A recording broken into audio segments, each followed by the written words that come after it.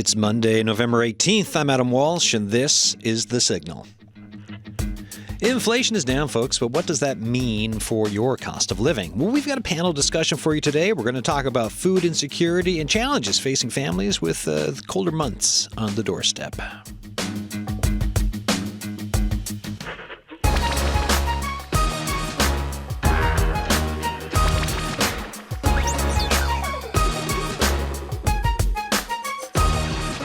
So I was doing a little Google search earlier today, just waiting for October's numbers, but Canada's inflation rate for September fell to 1.6%. That's according to Statistics Canada.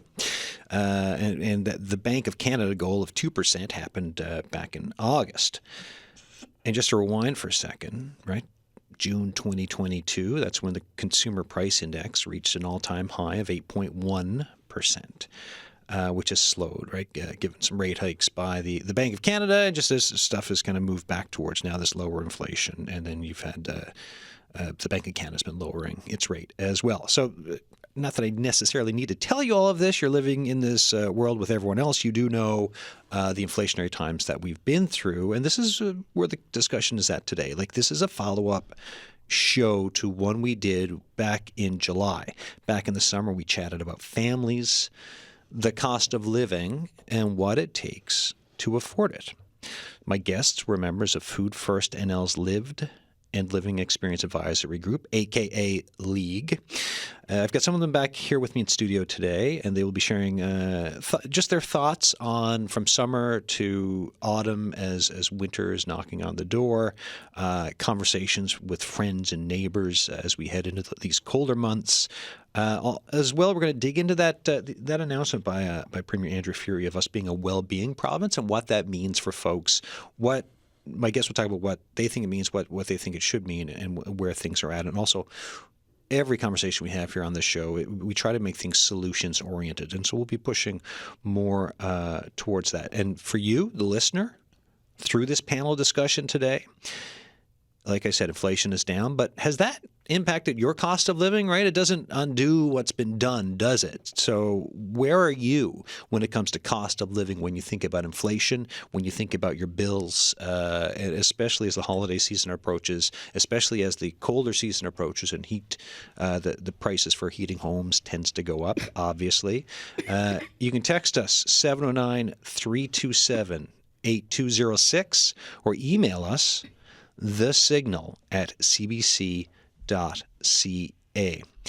Joining me in studio, welcome back, Sada Usman. How you doing? Hi, Adam. I'm fine, thank you. How are you? Good. And we've got Haley Poudan here as well. Hi, Haley. And Kayla Dillon is back as well. Hello. All right, so let's start with some reminders. Because for folks, they might be like, okay, I remember this from July, or they would have missed it. So Kayla, we'll go with you, and we'll do the whip around. Just remind folks who you are, and just if you want to start with why you got involved with League. Yeah, for sure. So I am actually from St. John's originally, but I've been living outside of Clarenville area for about 6 years now. I started League because I have experienced different levels of food poverty throughout my life in different ways. As a child, of addiction, as a single mom of one, and then now I'm a mom in a family of 6. So I've experienced different types of kind of waves when it comes to like financial situations and food and things like that. So when I had an opportunity to jump on with League, I couldn't think of a better way to place my energy. I've always had a help others kind of mentality. So when I had the opportunity to have my voice heard to help other people with my own story, I thought that was like perfect for me, for sure. Sada, what about yourself? Yeah, similar to Kayla's. I got involved because of a personal story. Yeah. And I feel we need to speak up, right? Poverty or food insecurity or, all of these economic disadvantages, they're nobody's fault, right? So if we do speak up, if we see, for me, I came from a place of privilege. Mm-hmm. We were living very well, right? And I feel like my voice is very important because there are a lot of people that feel, okay, I have everything I need. It's never going to come to me. And we say in League, it's not a matter of when. It's not a matter of if it's going to come to you. It's a matter of when. Because just down the road, there's definitely going to be something, loss of property, loss of whatever, even if you are the best business person, that could happen. And when this happened to me, we were living a life of so much privilege. And then my dad went through this patch where for some decisions that he made, and it happened to us. And it wasn't like he was a bad person. It wasn't like he got involved with crime or something. It was just a decision that didn't pay out. And then we had to go through that. Yeah. So people need to know that poverty or food insecurity is nobody's fault, and if someone is in a place of so much privilege and they can make an impact, and they feel like, well, I'm not going to do anything about it because it has nothing to do with me, then they should rethink that mentality, because life is very unpredictable. Yeah, exactly. Yeah.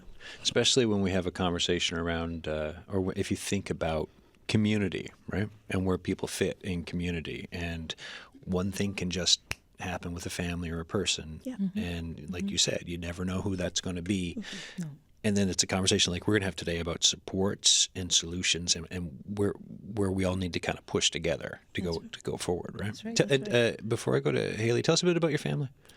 So I just lost my dad actually just 1 month ago. I'm so sorry. Yeah, thank you. It's been hard, and unfortunately I can't even travel because my visa's expired. I have to. If I do travel, I can come back in. Yeah. So I am stuck here. It's been very, very hard, and I've just. At first, I was burying myself in work. The next, my dad died on Saturday, the 12th of last month. And on Monday, I was back to work, and my husband saying, take a break. I'm like, no. Turns out I was just trying to, run away from the emotions. Yeah. That's right. And the fact that I'm like, no, I want to save my bereavement leave so I can go home. But then my visa is still, and there is no, I don't know, I feel like there should have been a humanitarian, something that they could do for me to just go out and come back. But I'm stuck here. So my husband's going to travel, and so I can feel that sense of, I'm not there, but he is there for me, right? Yeah. And he, it's been very tough. But my dad, he's my rock. He's amazing. My husband said to me, there is nobody I know that's met your dad and doesn't like him. He is, he is a very good storyteller. He's an amazing human being. And so all of my family, everyone is in Nigeria, back home. And I lost my mom as well, years back. And now my dad is gone. But we always say that we could listen, I always say to Sada, I could listen to her, read the dictionary, and it's the most peaceful, thing. So that must be where you get it from, for sure. Yeah, and so inside of my deepest condolences, and, just for what you're saying about your dad there, sounds like such an amazing person. Haley, for yourself, remind folks who you are. My name's Haley Pudan. Am I on? There we go. There we go. I think so. I was like, it'll work itself out at some point. My name's Haley Pudan, and I came from Ontario, Brampton, Ontario, in 2019 to Newfoundland. So my poverty is kind of split between two provinces. I was very food insecure in Ontario, but there was lots of resources and transportation, all sorts of ways to urbanly get by and find, alternatives and bartering and whatnot. But then when I moved here, I found there was obviously no transportation or minimal. There was no networking, and being a person of color, there was some ostracism or some hesitation, vilification, you name it. I went through it, and it just left me to being ostracized and isolated. Yeah. So, it impacted ability to access resources. It impacted my ability to get a job with discrimination on the resume with my name. So just in general, I've been experiencing poverty ever since my daughter's been born, but I found it a lot harder in Newfoundland than it was in Ontario. And from our discussion in the summer, right, so we go back to July, how have the last few months been for you? Has anything changed? Well, for me, it's been the same old, but the one thing that changed in October, my daughter turned 18. So when she turned 18, you automatically lose access to your child tax benefit. Yeah. So right now I was getting $600, I'll be transparent, for her care, for her needs. And just within that 1 month, you turn 18, now there's nothing. So it didn't matter if I had a job or I am unemployed with no income. I'm down $600 and that child is still under Newfoundland law, my child, my responsibility, because age majority here is 19. Mm-hmm. So I'm confused. If I'm still supposed to be taking care of her, how am I supposed to be doing that out of pocket if I've been struggling and it's all registered, it's all documented, CRA and whoever. Mm-hmm. But it's like, I'm obviously poor, and you're saying I still need to be responsible for another year.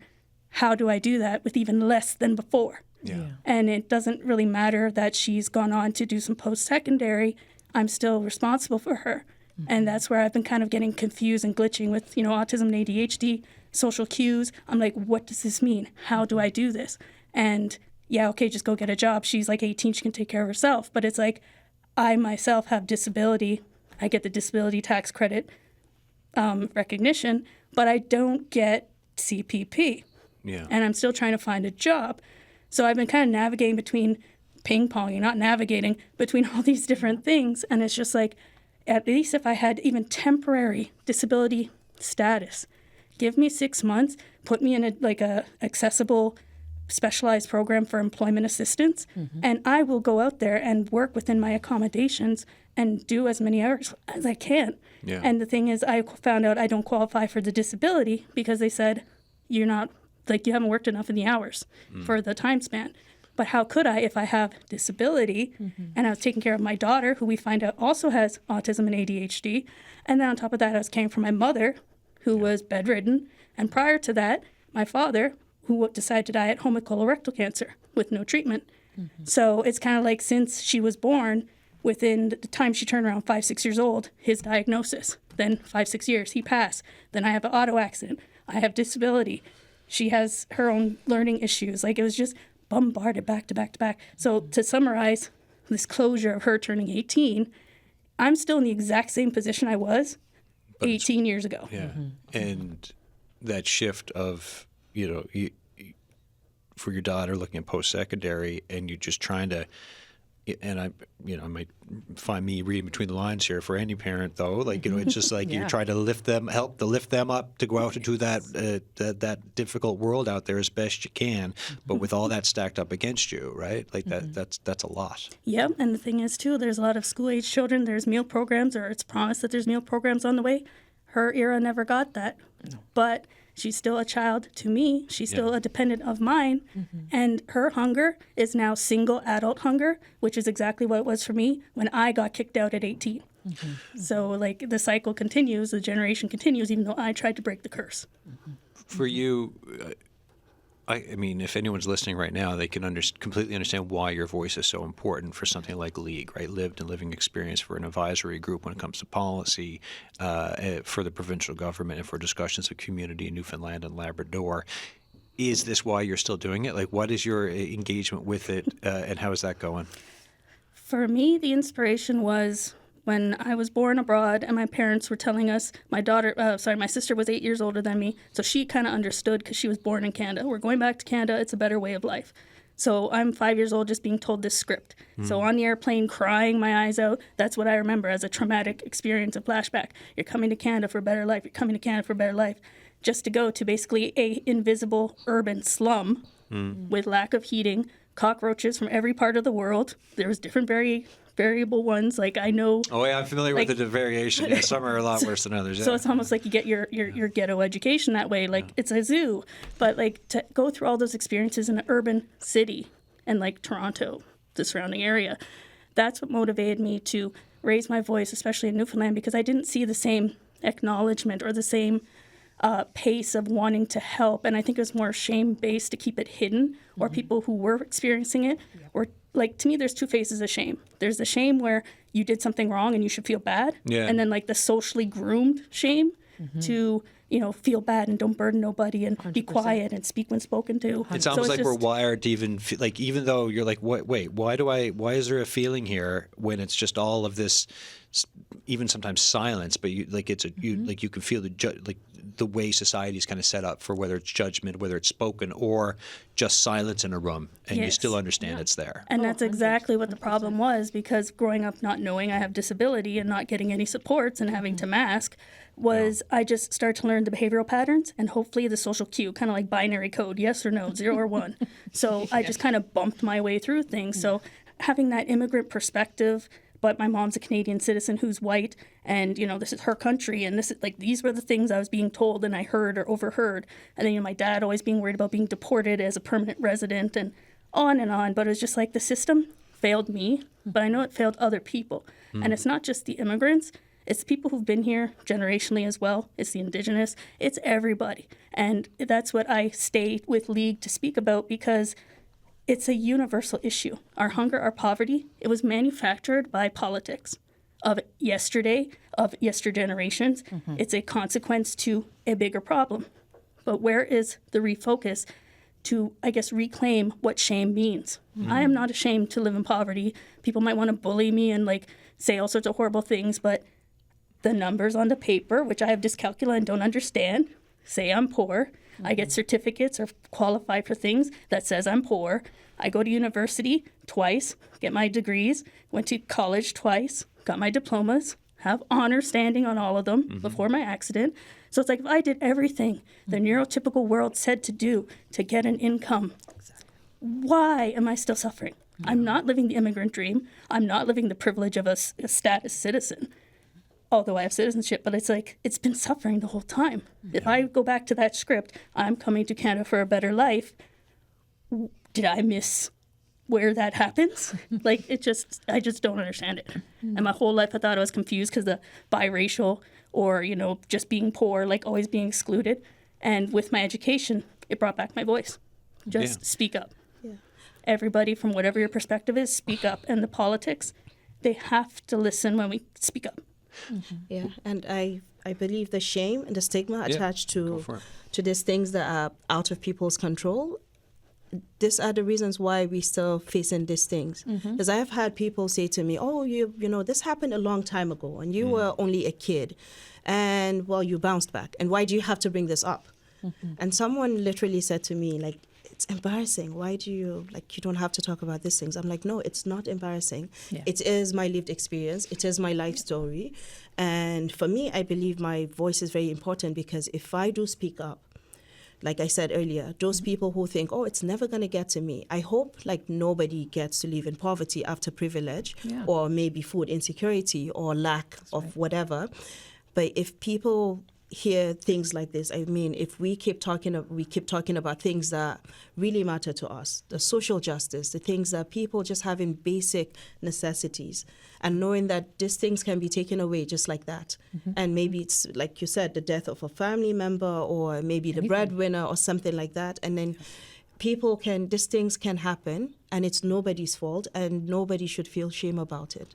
Yeah, and then it's, you know, a question of, how do you rebuild? Can you rebuild? What's in your way to rebuilding, and whether that's hurdles and barriers that are existing for any number of reasons in society? I mean, I think I brought this up back in July, but last year, just I think it was December, we did a show at the Food Bank in Carbonear, right? And one of the folks I was talking to, he just told us a story about, had a company, right?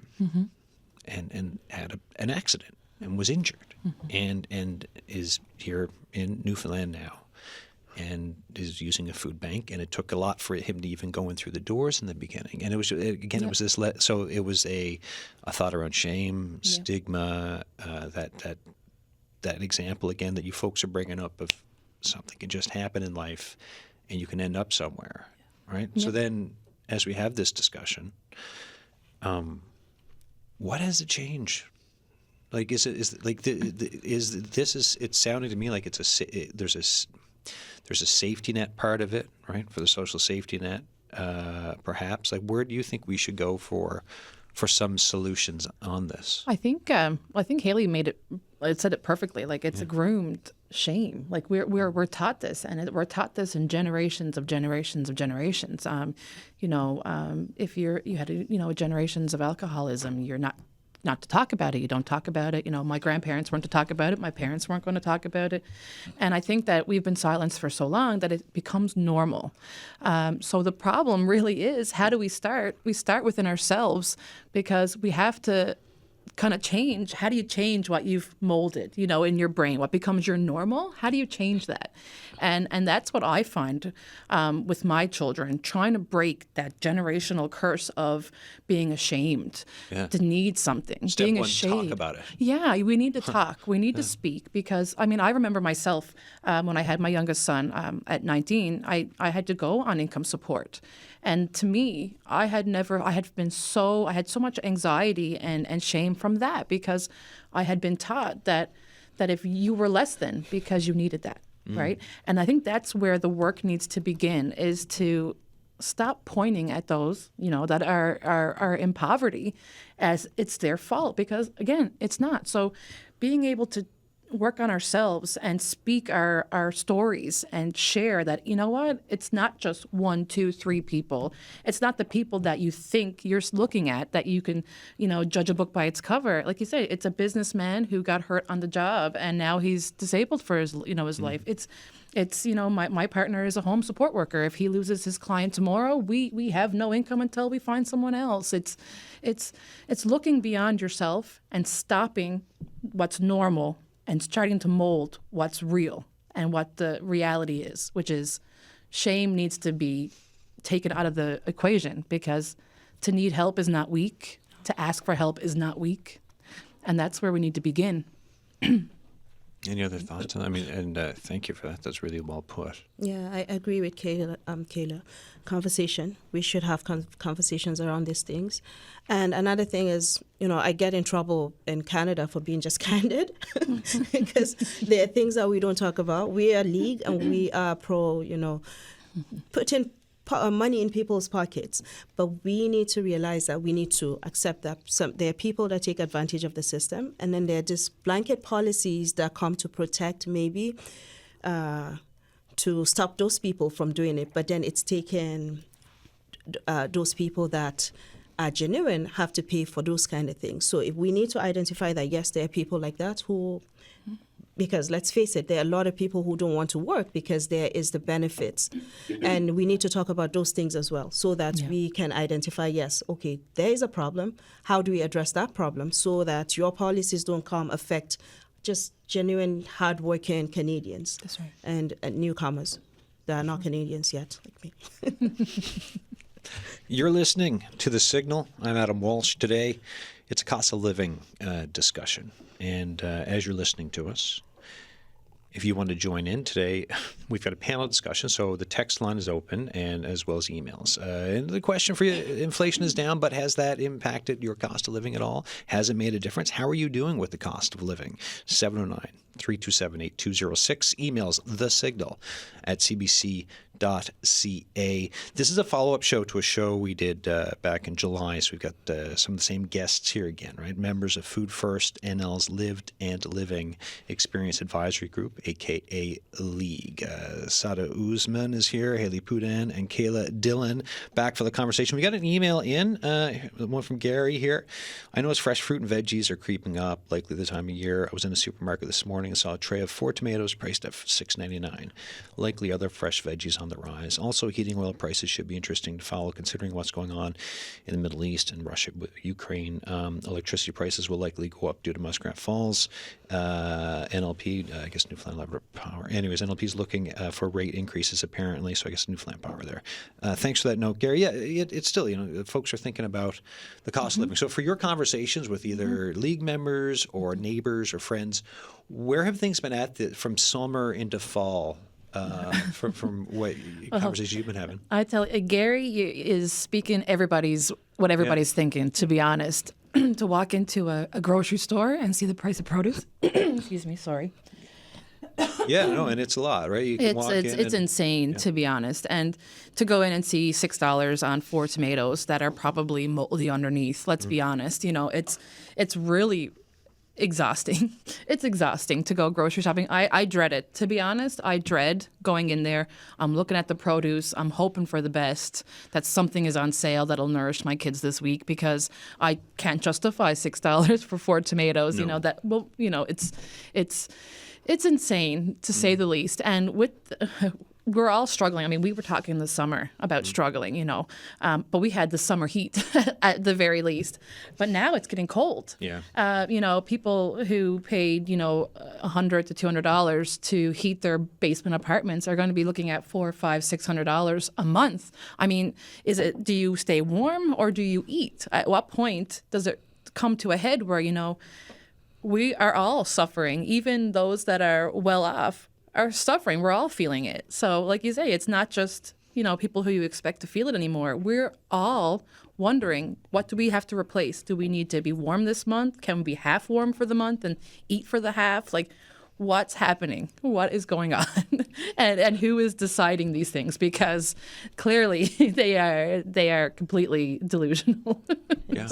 And food is always the one that gives, right? Well, yeah. I was at the grocery store the other day, and there was this lady with her. I have a 6-year-old myself.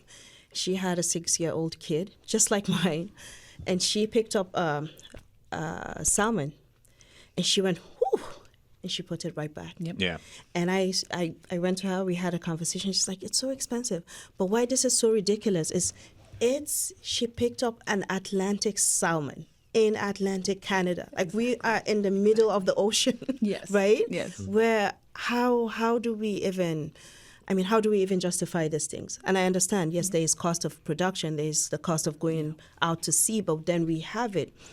We have them. Like, it's a resource that Canada has. Yeah. And ideally, it should be affordable here. Yeah. And we had a conversation, and her little daughter, who was just 6 years old, loves salmon. Yeah. But she couldn't afford it that day. And I said, I have a little extra on me. Do you want, can I pay for it? She's like, no, I would know. She refused to take it. Yeah. So that means she's going to go home for something that's just a tiny tray of salmon. She couldn't afford that. No. That's something that a kid would want to eat, and she can't afford to give it to them. Right. So she wasn't asking for, I don't know, she wasn't asking for caviar or whatever, something really, or some food in a fancy restaurant. She just wanted a plate of salmon. No, and I mean, a lot. Yes, like said, the salmon is probably farmed, but at the same time, whether it's the same. The point of like seafood here, you look at, it doesn't matter whether it's salmon, cod. I mean, I don't even talk about halibut, but like other. You're not seeing a low, like, where's the low price? Like, getting to your point with the ocean just right there. Yeah. Where's the low price, family friendly? And like, so it's a question, folks. As you're listening, like, if you have an answer for any of what you're hearing, text us 709-327-8206, the signal at cbc.ca.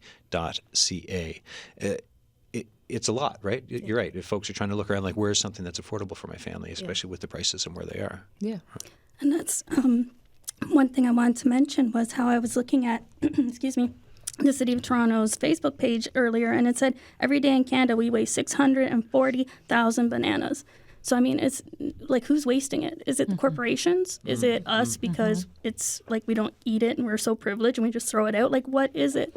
And for me, with the conversations I've been included with, it was talking more in general. People are like, we need to mobilize. We need to do something. There's more thoughts and ideas being shared and expressed. But the other thing I wanted to mention was, if the municipal, the provincial, if the federal governments are supposedly listening now, or, this well-being initiative here for NL, like, we need to keep speaking our truths if we want whatever they're trying to design and implement to actually be impactful, to be efficient. And shout outs to Gary for mentioning the cost of the tomatoes, because often men's voices are left out in these conversations, or their poverty or their hunger is left out of the conversations. And it's all of us who are hungry. It's all of us who need food. Who is wasting these 640,000 bananas? I don't know. Yeah. But if I get it in time, I'll make banana bread and I could feed an army.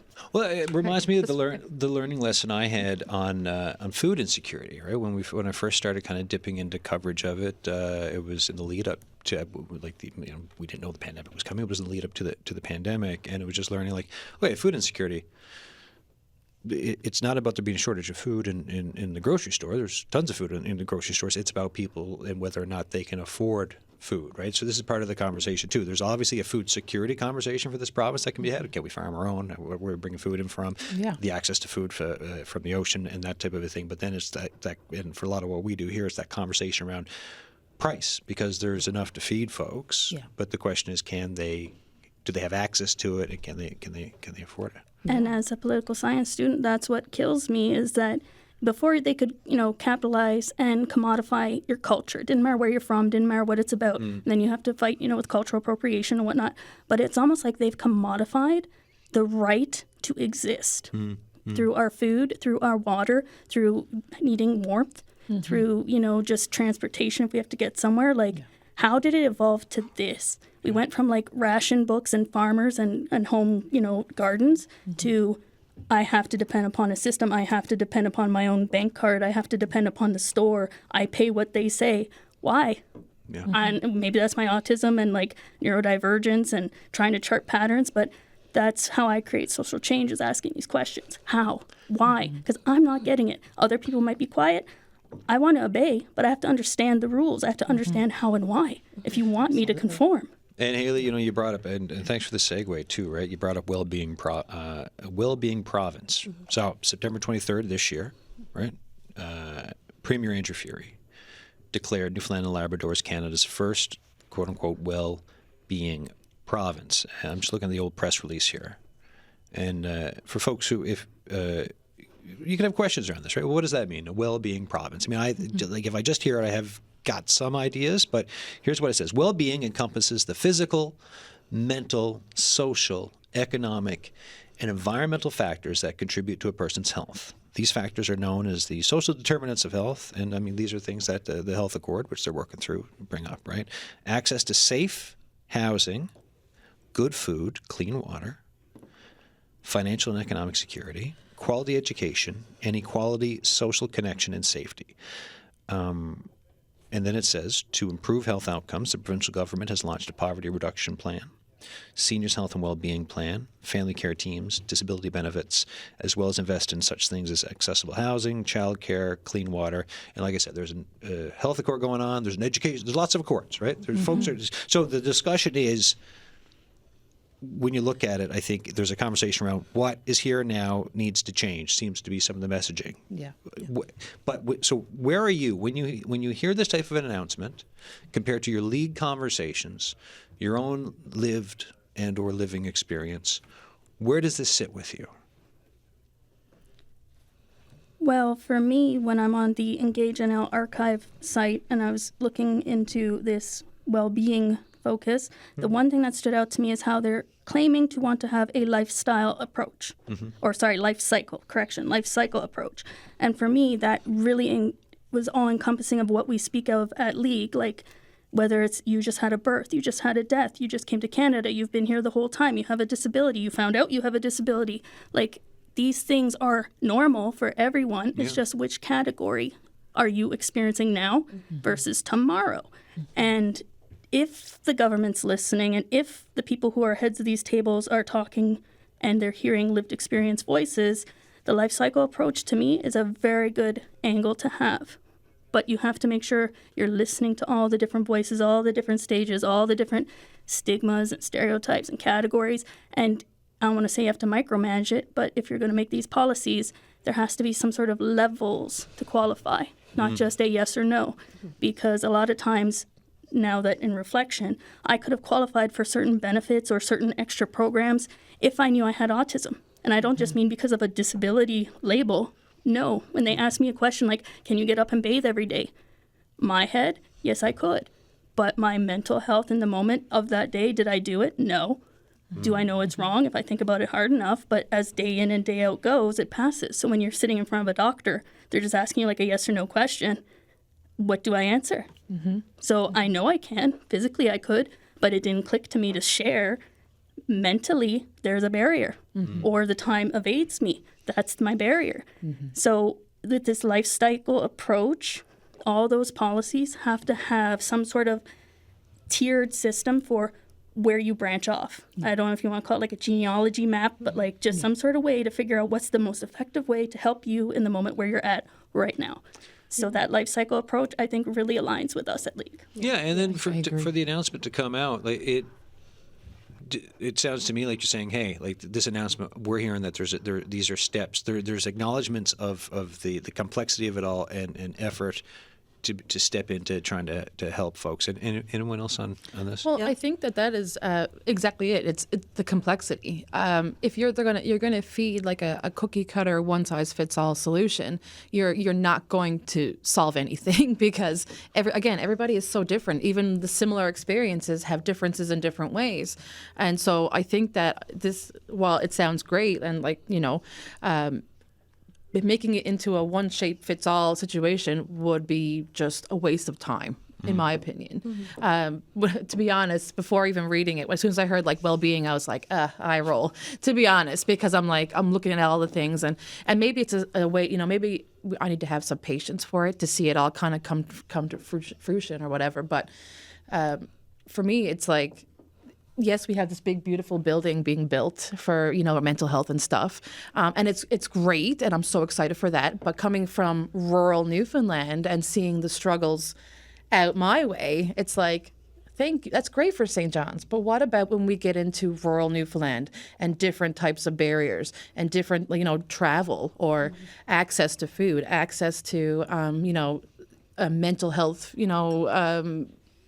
professionals and so I love this idea. I think it's great, but I'm curious how it'll trickle to rural Newfoundland. That's just my question as I read it. Same with like the clean water bit too. There's a big discussion on clean water for Newfoundland and Labrador and how to get there. Sada, what were you going to say? Yes, I was very excited when I saw it. But then again, the pessimism came in, and I'm thinking, yes, because most of these policies come like very rosy in theory, right? They come very good on paper, but then the implementation is where the problem is. And I agree with Haley saying, like, let's meet people where they are, meeting them halfway. And for me, as a newcomer, I know my challenges are like very unique. They are just something. So we have barriers when it comes to, accessibility to a lot of things. And there's this amazing a group, co-op, I heard about just recently that they're doing something about car insurance, because car insurance is also something for us. We pay so much more for whatever, for what the same service as a Canadian would pay. We're paying a lot more. Yeah, if you don't have a Canadian driving years on record, Yes. You're paying top That's right. billing for your insurance, which is a lot of money. Yes, it's a lot of money. So yes, you pay a lot more for that. We pay a lot more for housing. We pay for car insurance, housing, and then so many people want to probably, let's say, establish a business. You don't have access to loan because you do not have a credit record with Canada. And I have spoken to a lot of people and I know some people who have a personal friend who has a business in the basement, and they can't scale. And they're passionate people who want to be in the lives of their kids. They want to stay at home, start a business, and be there when the kids come home and when they walk out the door. Yeah. But they can't afford that. They can't afford to scale. And some of them even run into bankruptcy because they cannot have access to all these things that, say, a Canadian would have. And I know it's tricky for everyone, and I know there's different levels of barriers, but for me as a newcomer, that's right. And I feel like those need to be looked into as well, because so many people want to work. And then let's not talk about childcare, right? Yeah. Then people want to work, and for me, I have been on the wait list for over a year and a half. And when I received the news, I jumped out of my seat. I was so excited because I've been home all this while, right? I want to work, but I couldn't because I have a little kid at home. So people face all of those barriers. And so on top of all of this bills that we have to pay as newcomers, there's some families who, let's say they're not earning so much for one parent to take care of the home. Then you don't have childcare. You can't go out to work. So then again, food insecurity is going to set in because they are going to definitely pay for rent. Some wouldn't pay for a car. Maybe they would take the public transportation. But whatever it is, it boils down again to food. So if we talk about food insecurity, we have to meet people where they are. We have to look at like every corner of it. We have to look at what are the challenges for a newcomer, what are the challenges for a mother, a Canadian with disability. We have to look at all of these nuances and then listen to people's stories, and then we can make policies that's not one size fits all. That's right? Yeah. Can I? How has your perception of Canada, or has it changed from pre-here to living here? Tell the truth. I told mine, you tell yours. I tell my truth. I get in trouble for my truth all the time. Yeah. There is... Goods and bads. yes. All right. Yes, but then there is more... So if you're outside of Canada, Yeah. you know, the way it is painted, and somebody has to arrest those people that make the Sales pitch. Yes. It's a sales pitch. I didn't come here because of that, luckily. We just got transferred. But I know a lot of people who came here because of that. And it's all rosy. It's come to Canada and your life is going to change, in a second. Yeah. And then you get health benefits. Yes. But then you don't qualify because you're not the citizen. Yeah. Yes, and when we still do not have, I've been here almost 3 years now, I still do not have a primary physician. We pray before going to bed every night, like, I just pray nobody gets sick. So there are the ups and downs, and I feel like I do not like capitalism. I do not like it. I like the holistic way of life. I want people, for me, this is what I want. And I know everybody has it differently. But I want to be in the lives of my kids. I want to see them grow. I want to help shape their lives. But Canada isn't giving people a lot of that option. So I work part-time. I'm lucky to be able to work part-time. But this is not the kind of stories I hear from everyone. And being in my new job, I hear a lot of stories, and we work with migrants and newcomers and, minorities, and you hear stories, and it's heartbreaking. Because I am a newcomer, and there's a lot that I can speak for because I didn't leave that life. We came with a job. So we just came, and we were okay when we moved here. But then we have students who have to work 20 hours. Let's say a student came with their spouse, and they have a kid, and you're only allowed to work for 20 hours a week. And then the other spouse does not have a job because they have a kid to take care of. So it's very tricky. Yeah. So nationally, right, there's a conversation about immigration nationally, and then there's Newfoundland and Labrador. And the province is still saying, hey, we need to continue to recruit people. We need newcomers here. And if you look at the population projections, right, with the baby boomers, folks are not going to be replaced. I know there's been an uptick. I believe we're somewhere around 540,000 people for the province.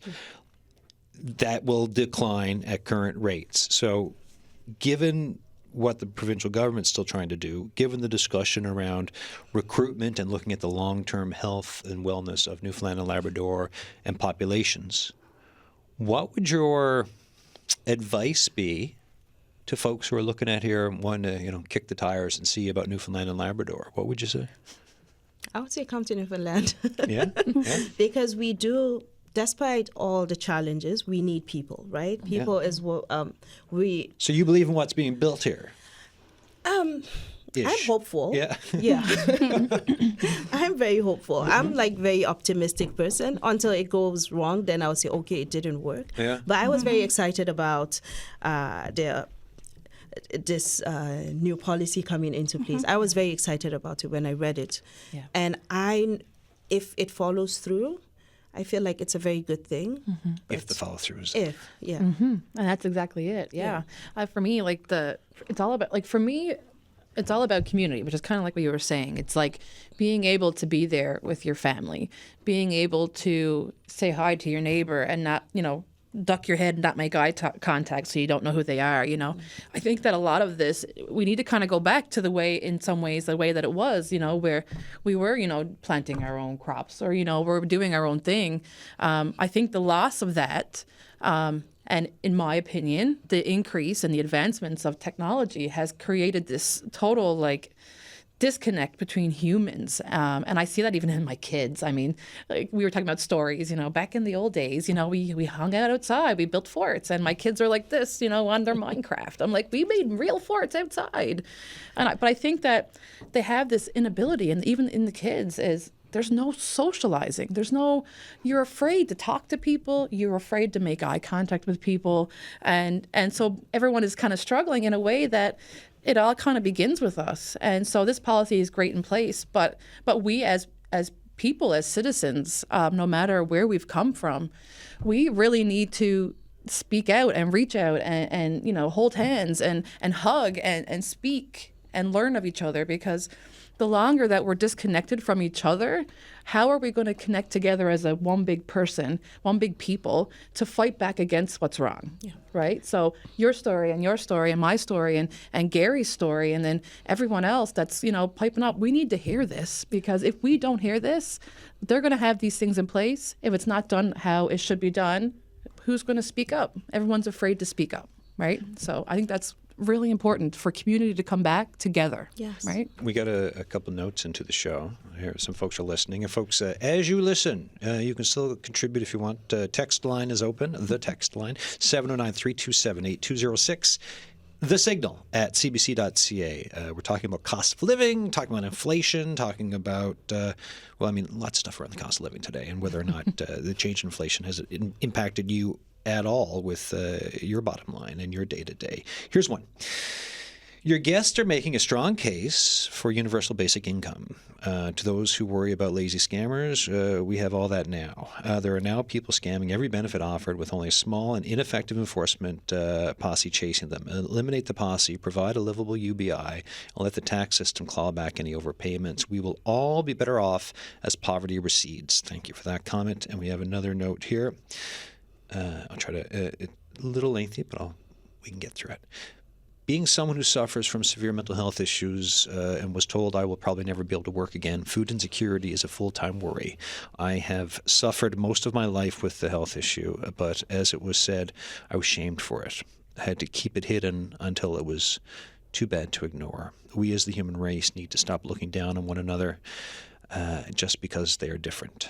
There is only one race, and we need to be able to reach out and help our neighbors as they should want to reach out and help us. We need to look and see a person, not a color or ethnicity, especially when food insecurity is a worldwide epidemic.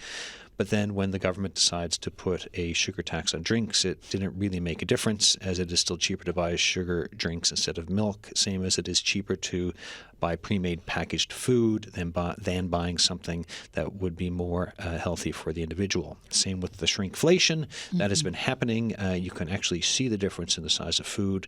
There's so much less in packages, but they're charging a lot more for what you buy.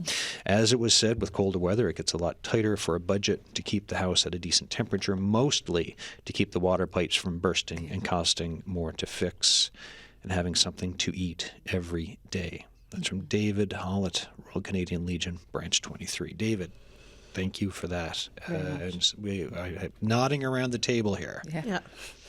He couldn't have said it any better than that. Spot on, 100%. That is just... I was like, it's making me teary-eyed, because it's nice to hear from some men as well. Like I said, we have a lot of women on our league, not because we chose it that way. It's just how, I guess, women are more willing to speak up, right? So it's nice to hear from men on this level. Yeah, we've had a few guys today send notes in, and it's gender neutral, right? And I noticed that too, right? Who speaks up, who's like, because again, I'll end up doing a whole different show because we on the guys and perhaps like diving into why it can be so hard for guys to kind of speak out and speak the truth sometimes too, right? Exactly. There's a mental health discussion there, big time. And mental health is huge in this province right now. There is so much that needs to be addressed regarding mental health, whether it's addiction, whether it's undiagnosed ADHD or autism. I was diagnosed with ADHD last summer at 35 years old. So it's looking at my child and raising a neurodivergent child for all this long, wondering why I'm losing my mind on a good day and not being able to connect and do this and do that. And it's like, how many more are going untreated, undiagnosed, not just thinking that it's all in their own fault and what is stopping them when they should be able to do things. So I think like the mental health side is so important in our province right now because there's so many aspects that, I mean, in Clarenville, there's no psychiatrist, or unless you want to pay.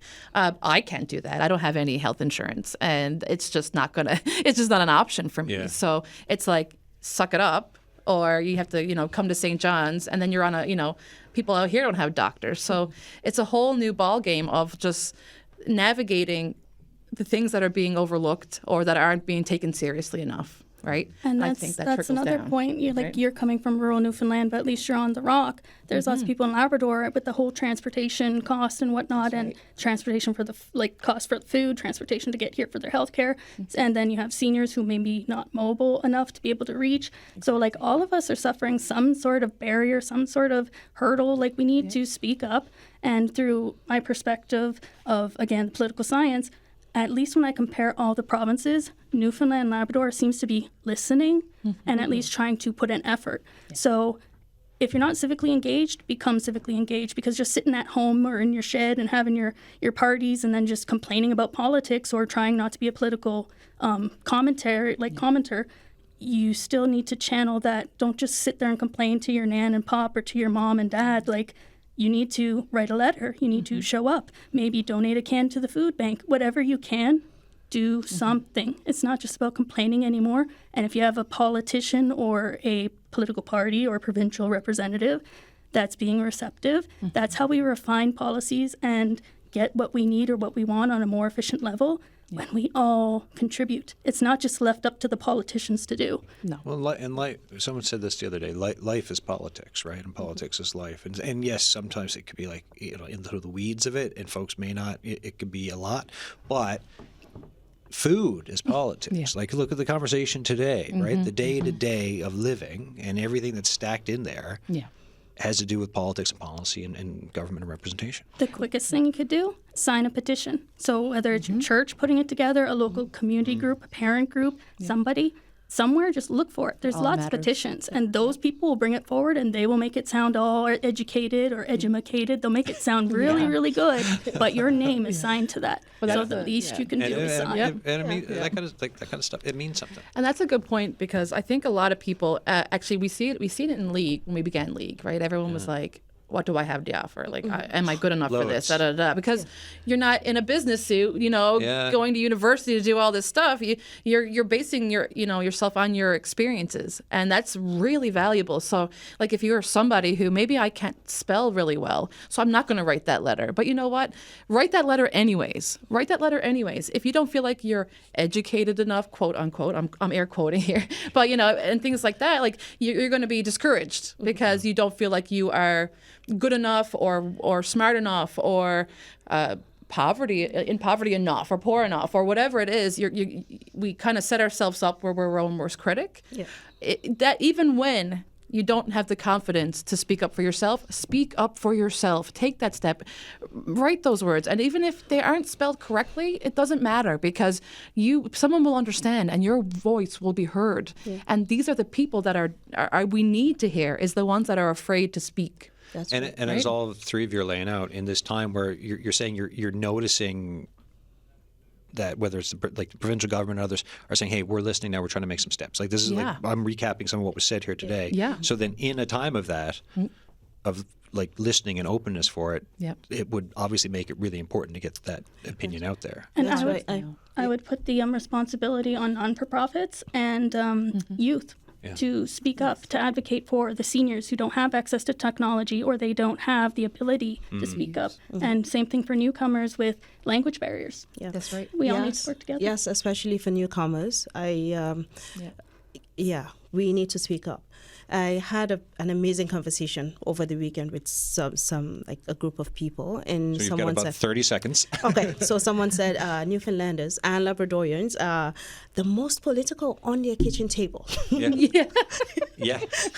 So bring out those politics, bring them out to the open, because nobody's hearing you. Yeah. And we put so much on perfection. People need to be perfect, especially in the Western culture. Yeah. No one is. Nobody needs to be. be. No.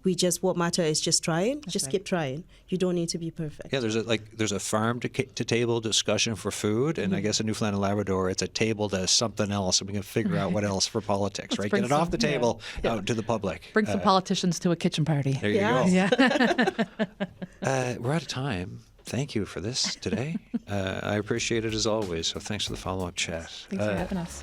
Kayla Dillon, Haley Pudan, and Sada Usman here with Food First and L's Lived and Living Experience Advisory Group. That is it for today's show, folks. If you have thoughts, the signal at cbc.ca. Thank you so much for listening. Tomorrow, different show, different topic, financial health and wellness. How we're talking about the average folks' finances, basic financial concepts, and what to look ahead for when it comes to the holiday season, and ways to kind of try to save and what to do with money. It's a financial show, a call-in show. We got folks who can I'll have some tips for you tomorrow. But until then, stay safe out there, and thanks for listening.